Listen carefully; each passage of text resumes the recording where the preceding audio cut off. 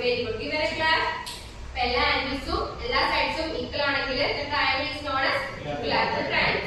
അപ്പം ഒരു ട്രയാങ്കിളിന് രണ്ട് സൈഡ്സ് ആണ് ഈക്വൽ എങ്കിലോ ആ ഒരു കൺസെപ്റ്റ് ആണ് നമ്മൾ ഇന്നത്തെ ക്ലാസ്സിൽ ഡിസ്കസ് ചെയ്യാൻ പോകുന്നത്.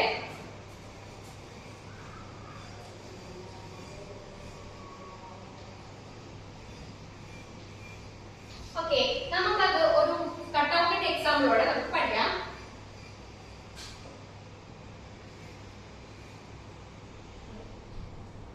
കിട്ടിയിരിക്കുന്ന പോളിഗൺ ഏത് ടൈപ്പ് പോളിഗൺ ആണ്? അബ്രാഹിം പറഞ്ഞേ.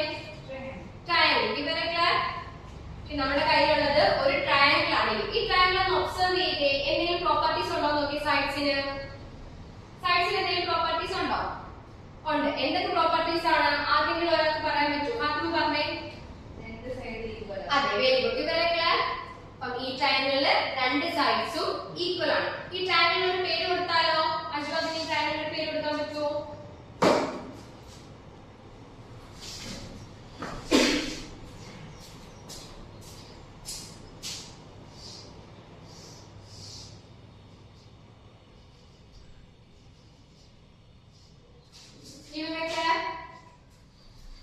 ഈ ട്രയാങ്കിളിൽ നമ്മൾ എന്താണ് പറഞ്ഞത്? രണ്ട് സൈഡ്സ് ഈക്വൽ ആണ്. അപ്പൊ ട്രയാങ്കിളിന് അജ്വത് കൊടുത്തിരിക്കുന്ന നെയിം എന്താണ്? A B C. ഫിഗറിൽ ബി സി എന്ന് പറയുന്ന സൈഡ് എത്രയാണ്? നമ്മുടെ ഫിഗർ നോക്കിയിട്ട് പറഞ്ഞേ. എത്രയാണ്? 13 സെന്റിമീറ്റർ. 13 സെന്റിമീറ്റർ ആണ്. എ സി എത്രയാണ്? 9 centimetre. Very good. 9 centimetre. A ബിയോ 9 സെന്റിമീറ്റർ. അപ്പം ഈ ഒരു ട്രയാങ്കിൾ എ ബി സി എന്ന് പറയുന്ന ട്രയാങ്കിൾ ഒബ്സർവ് ചെയ്യുമ്പോൾ നമുക്ക് മനസ്സിലാവുന്ന കാര്യം ഈ ട്രയാങ്കിളിന് രണ്ട് സൈഡ്സ് എന്താണ്? ഈക്വൽ ആണ്. രണ്ട് സൈഡ്സ് ഈക്വൽ ആണ്. അപ്പം ഒരു ട്രയാങ്കിളില് രണ്ട് സൈഡ്സ് ഈക്വൽ ആണെങ്കിൽ ആ ട്രയാങ്കിൾ നമുക്ക് എന്തെന്ന് പറയാം? ഐസോസിലസ് ട്രയാങ്കിൾ എന്ന് പറയാം. In a triangle, two sides are equal. The triangle is known as isosceles triangle. ആ കൺസെപ്റ്റ് ക്ലിയർ ആണോ? നമ്മുടെ ജോമെട്രി ബോക്സിലെ ഒരു സെറ്റ് സ്ക്വയർ എന്ന് പറയുന്നത് എന്താണ്? ഐസോസിലസ് ട്രയാങ്കിൾ ആണ്. നിങ്ങൾ അത് വീട്ടിൽ പോയി ഒബ്സർവ് ചെയ്ത് നോക്കണം കേട്ടോ. എഴുതി എടുത്തോളൂ.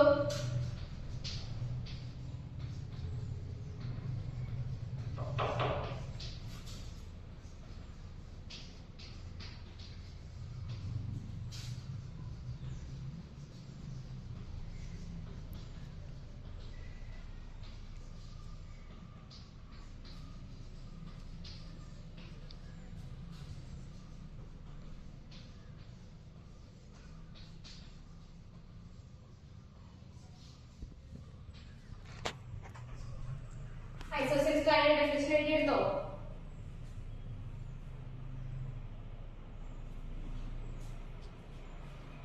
ഓക്കേ, അബ്രാഹിം പറഞ്ഞേ. ഈ ട്രയാങ്കിളിന്റെ ഈക്വൽ സൈഡ്സ് ഏതൊക്കെയായിരുന്നു? എസിയും എബി. ട്രയാങ്കിൾ എസിയും ട്രയാങ്കിൾ എബിയും. എത്ര സൈഡ്സിന്റെ ലെങ്ത് എത്രയായിരുന്നു? 9 സെന്റിമീറ്റർ. ഓക്കേ, ആ കൺസെപ്റ്റ് ക്ലിയർ ആണോ? ഐസോസെലസ് കൺസെപ്റ്റ് ക്ലിയർ ആണോ? ഓക്കേ, ഇനി നിങ്ങൾക്ക് തന്നിരിക്കുന്ന കട്ട് ഔട്ട് നോക്കിയേ. ഈ കട്ട് ഔട്ട് മിഡിൽ വെച്ചിട്ട് ഫോൾഡ് ചെയ്തേ. കട്ട് ഔട്ട് മിഡിൽ വെച്ചിട്ട് ഫോൾഡ് ചെയ്യുമ്പോൾ ഈക്വൽ സൈഡ്സ് കോയിൻസൈഡ് ചെയ്യുന്നത് കണ്ടോ? അതായത് ഈ 9 സെന്റിമീറ്ററും ഈ 9 സെന്റിമീറ്ററും കോയിൻസൈഡ് ചെയ്യുന്നത് കണ്ടോ? That means the sides are equal. അങ്ങനെയാണെങ്കിൽ ഇതാ ഈ റൈറ്റ് ആംഗിളും ലെഫ്റ്റ് ആംഗിളും കോയിൻസൈഡ് ചെയ്യുന്നില്ലേ? കോയിൻസൈഡ് ചെയ്യുന്നുണ്ടോ? Yes. Okay, the right and left angles are so coincide. അതിന്റെ അർത്ഥം എന്തായിരിക്കും? ഫാത്തിമ പറഞ്ഞേ. ആംഗിൾസ് അപ്പോൾ എന്തായിരിക്കാം? ഈക്വൽ ആയിരിക്കും. ഇവരെ അപ്പം നമ്മൾ പറഞ്ഞു രണ്ട് സൈഡ്സ് എന്ത് ചെയ്തു? ഈക്വൽ ആയപ്പോൾ ആ സൈഡ്സ് എന്ത് ചെയ്തു? കോയിൻസൈഡ് ചെയ്തു. ദാറ്റ് മീൻസ് ഇവിടെ ലെഫ്റ്റ് ആൻഡ് റൈറ്റ് ആംഗിൾസ് എന്ത് ചെയ്യുന്നുണ്ട്? കോയിൻസൈഡ് ചെയ്യുന്നുണ്ട്. അതായത് ആ ആംഗിൾസ് എന്തായിരിക്കാം? ഈക്വൽ ആയിരിക്കാം. ഓക്കേ, ഇവിടുത്തെ ലെഫ്റ്റ് ആൻഡ് റൈറ്റ് ആംഗിൾസ് ഏതൊക്കെയാണെന്ന് പറഞ്ഞേ. ആംഗിൾ സിയും ആംഗിൾ ബിയും. ഈ ആംഗിൾസ് എവിടെ കിടക്കുന്ന ആംഗിൾസ് ആണ്? നമ്മുടെ ഈക്വൽ സൈഡ്സിന് ഓപ്പോസിറ്റ് കിടക്കുന്ന ആംഗിൾസ് അല്ലേ ഇത്? ഇല്ലേ? നമ്മുടെ ഈക്വൽ സൈഡ്സിന് ഓപ്പോസിറ്റ് കിടക്കുന്ന ആംഗിൾസ് ആണ് ഇവിടെ എന്തായത്? ഈക്വൽ ആണ്. അപ്പൊ നമുക്ക് എന്ത് പറയാം? ഒരു ട്രയാങ്കിളില് രണ്ട് സൈഡ്സ് ഈക്വൽ ആണെങ്കിൽ അവർക്ക് ഓപ്പോസിറ്റ് കിടക്കുന്ന ആംഗിൾസ് എന്തായിരിക്കാം? ഈക്വൽ ആയിരിക്കാം. ഒരു ട്രയാങ്കിളില് രണ്ട് സൈഡ്സ് ഈക്വൽ ആണെങ്കിൽ opposite angles are also equal. അപ്പൊ അതുകൂടി എഴുതിയാലും നമുക്ക് നോട്ടിലോട്ട് എഴുതാം.